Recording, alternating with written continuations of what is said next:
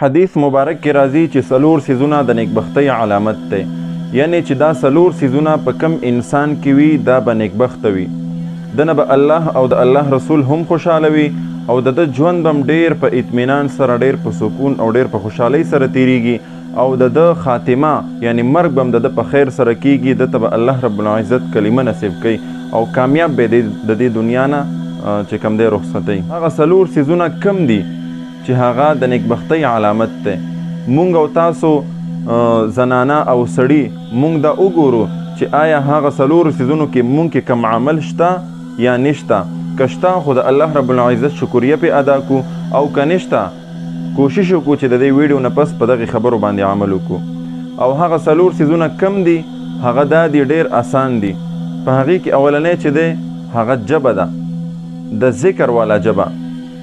د چا جبه چې د ذکر والا وي، د چا جبه چې په ذکر باندې اموخته وي، نو دی دې پوه شي چې دا نیکبخته انسان دی او دا علامت د نیکبختۍ دی. د ده جبه به هر وخت په ذکر کې مشغوله وي، د ده جبه به په غیبت کې نه مشغولیږي، بل پسې په خبرو کولو کې به نه مشغولیږي، بلکې مشغولیږي به پسې کې د الله رب العزت په ذکر کې. کله چې زمونږ او ستاسو جبې د الله رب العزت په ذکر کې مشغولې شوې نو تاسو پوه شئ چې دا زمونږ نیکبختي ده او دا علامت د نیکبختۍ دی. حدیث کې دا راځي. دویم نمبر هغه کم څیز دی چې هغه هم د نیکبختۍ علامت دی. دویم نمبر دی د مشقت والا بدن. څنګه مشقت والا بدن؟ چې الله رب العزت تعالی داسې بدن درکړی وي چې په یخنۍ کې هم تا ته الله رب العزت دومره طاقت درکړی وي چې ته یخني برداشت کولی شي. په ګرمۍ کې تا ته الله رب العزت دومره طاقت درکړی وي چې ته ګرمي برداشت کولی شي.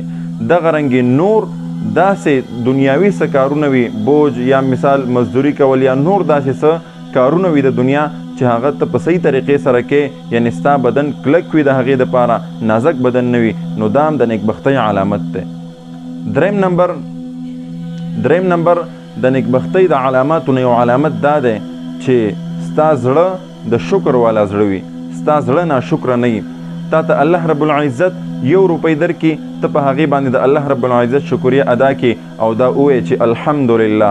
ستا تنخواه 10,000 روپۍ د میاشتې ده، په هغې باندې ته هم د الله رب العزت اگر چې ګزاره نه کیږي ته بیا هم د الله رب العزت شکریه ادا کړې، نو ته پوه شه چې دا علامت هم د نیکبختۍ دی او ته د نیکبخته خلکو نه یې. نو مونږ او تاسو په کار دي چې په هر حالت کې د الله رب العزت شکریه ادا کوو.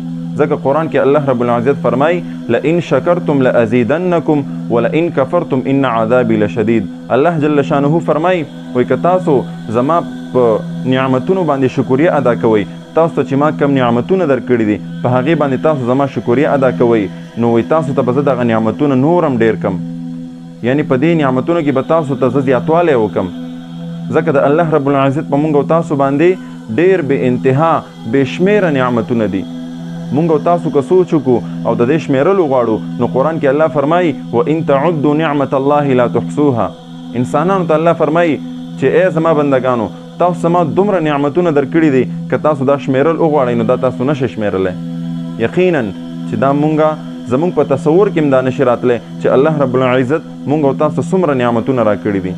مونږ که د یوې سترګې حساب ولګو چې یوه سترګه الله رب العزت مونږ ته راکړې ده، دا په دې ټوله دنیا باندې مونږ او تاسو نشو ورکولی، نو د دې قیمت دومره دی. نو مونږ او تاسو په کار چې په هر حالت کې د الله رب العزت شکریه ادا کوو، مونږ ته به الله جل شانه په دې نعمتونو کې نور هم اضافه کوي.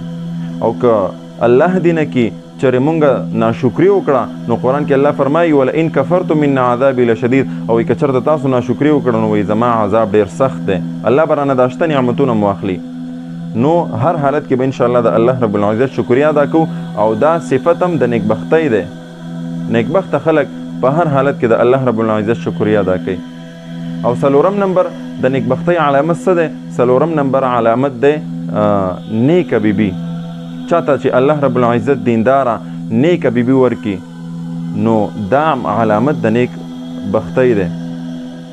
نو الله جل شانه دی مونږ ته په دې څلورو خبرو باندې چې هغه د نیکبختۍ علامات دی، الله دې مونږ ته په عمل کولو توفیق راکړي او الله جل شانه دی مونږه تر مرګه پورې په دغو خبرو باندې قایم و دایم وساتي.